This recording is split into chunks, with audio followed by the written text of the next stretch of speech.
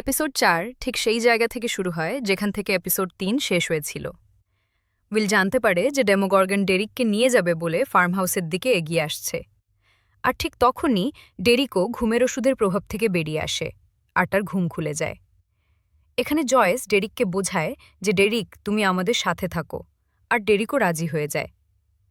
তখন জয়েস তার হাত পা বাঁধা খুলে দেয়, কিন্তু ডেরিক জয়েসকে ঠেলে ফেলে দিয়ে পালিয়ে যাওয়ার চেষ্টা করে।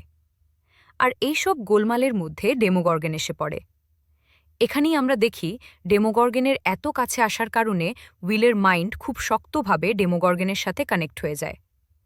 আর যেই মুহূর্তে ডেমোগর্গন জয়েসের ওপর আক্রমণ করতে যায়, ঠিক সেই সময়ে স্টিভ তার গাড়ি দিয়ে ডেমোগর্গনকে জোরে ধাক্কা মারে। আর উইল মাইন্ডের সাথে কানেক্ট থাকার কারণে ডেমোগর্গনের ব্যথা উইলও খুব জোরে অনুভব করে। সেখানেই স্টিভের গাড়ি থেকে আঘাত পাওয়ার পর ডেমোগর্গন আবার আপসাইড ডাউনে পালাতে শুরু করে। আর এখানেই স্টিভ একটা বড় সিদ্ধান্ত নেয় ন্যান্সির সাথে। ওরা ডেমোগর্গনের খুলে আসা গেটের ভিতরেই গাড়িটা ঢুকিয়ে দেয়। ডাস্টিন, জনাথন, স্টিভ আর ন্যান্সি সবাই স্টিভের গাড়ি করে অফসাইড ডাউনের ভিতরে ঢুকে পড়ে। তারপর ওরা অফসাইড ডাউনের ডেমোগর্গনকে খুঁজতে শুরু করে।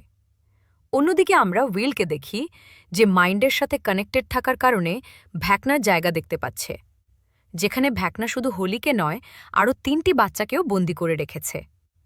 এখানেই আরেকদিকে আমরা দেখি যে শহরে যারা ৯-১০ বছরের বাচ্চারা আছে, মিলিটারিরা তাদের সবাইকে ধরে নিয়ে যাচ্ছে তাদের সঙ্গে মিলিটারি বেসে। কারণ ইতোমধ্যেই ৩টা বাচ্চা উধাও হয়ে গেছে, যাদের ভ্যাকনা ধরে নিয়ে গেছে। তাই এখন মিলিটারি আর বেশি ঝুঁকি নিতে চায় না। আর এখানে আমরা দেখতে পাই যে মিলিটারি মনে করছে এই বাচ্চাদের অপহরণ করছে 11। আর এই কারণে ডাক্তারের পরামর্শে মিলিটারি এই বাচ্চাগুলিকে নিজের কাছে রেখে দেয়। অন্যদিকে আমরা দেখি যে অফসাইড ডাউনে যখন স্টিভ সবাইকে নিয়ে তার গাড়ি দিয়ে ডেমোগর্গনকে ফলো করার চেষ্টা করছে, তখন ডেমোগর্গন অনেক জোরে দৌড়াতে শুরু করে। আর স্টিভ গাড়ির স্পিড অনেক বেশি বাড়িয়ে দেয়। আর হঠাৎ করে সামনে সেই দেওয়ালটি চলে আসে, যেটা আগের এপিসোডে 11 আর হপার খুঁজে পেয়েছিল। যেহেতু গাড়ি অনেক স্পিডে ছিল, তাই গাড়ি সোজা দেওয়ালে ধাক্কা খায়। অন্যদিকে এখানে উইল সবাইকে বলছে কিভাবে ভ্যাকনা আরও অনেক বাচ্চাকে কিডন্যাপ করেছে। আর ভ্যাকনা আরও বাচ্চাদের ধরে নিয়ে যাওয়ার আগেই তাদের দ্রুত কিছু একটা করতে হবে। ঠিক এখানেই মাইক আর লুকাস সবাইকে এসে বলে যে মিলিটারিরা বাচ্চাদের তুলে নিয়ে গেছে। এই সময়েই আবার ম্যাক্স আর হোলি দেখা যায়। প্রথমে হোলি ম্যাক্সের কথায় বিশ্বাস করে না। ও মনে করে ম্যাক্সও হয়তো মনস্টারদের সঙ্গে মিশে আছে। কিন্তু অনেক বোঝানোর পর হোলি ম্যাক্সের সাথে ওর গুহায় চলে যায়।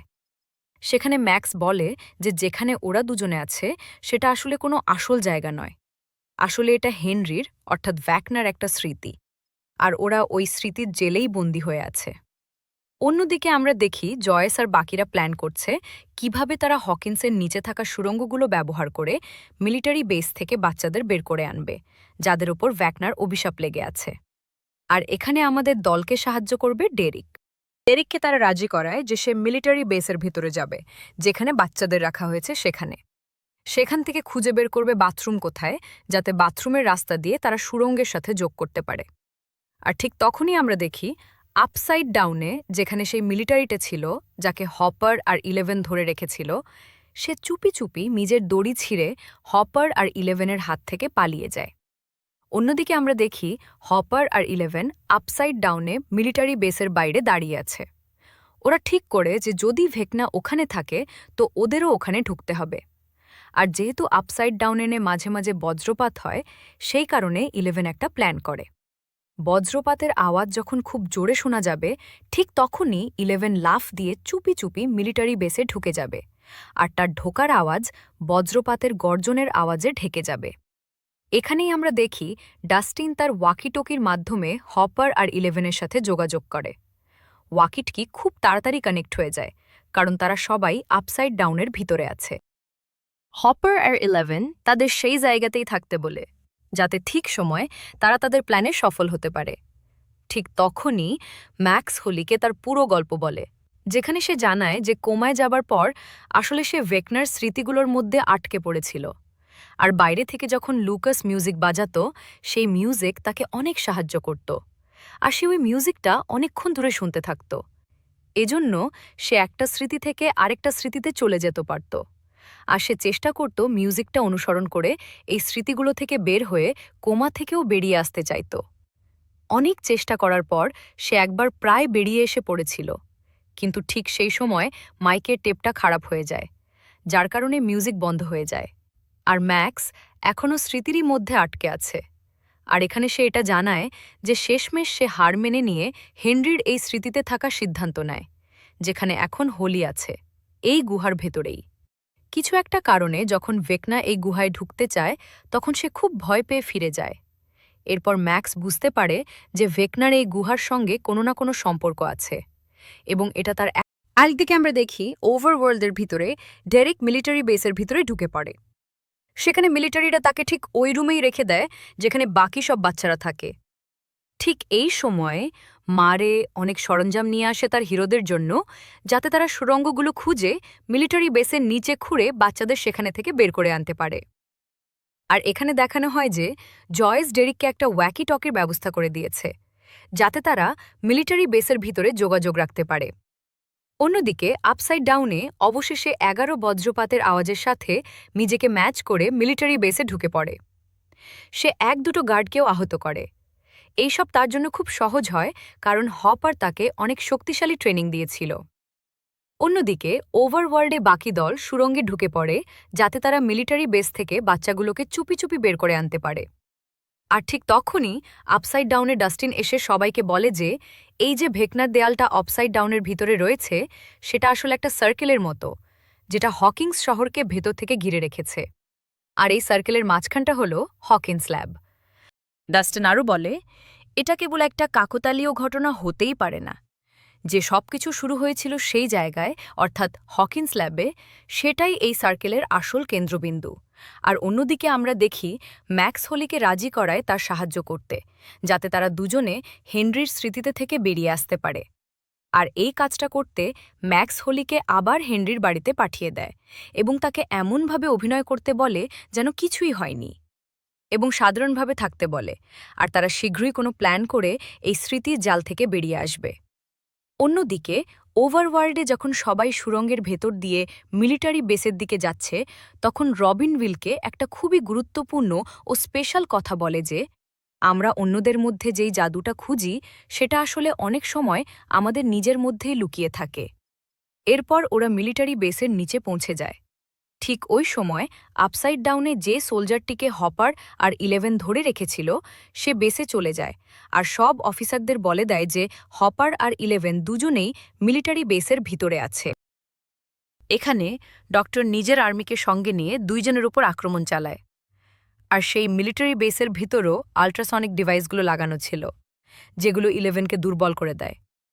তাই 11-এর অবস্থা অনেক খারাপ হয়ে যায়, আর হপারকে একাই লড়তে হয়, যেখানে সে বাকিদের মেরে ফেলে।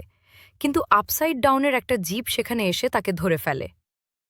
ঠিক তখনই 11 দুর্বল অবস্থাতেই ডক্টরের সঙ্গে লড়াই করার চেষ্টা করে।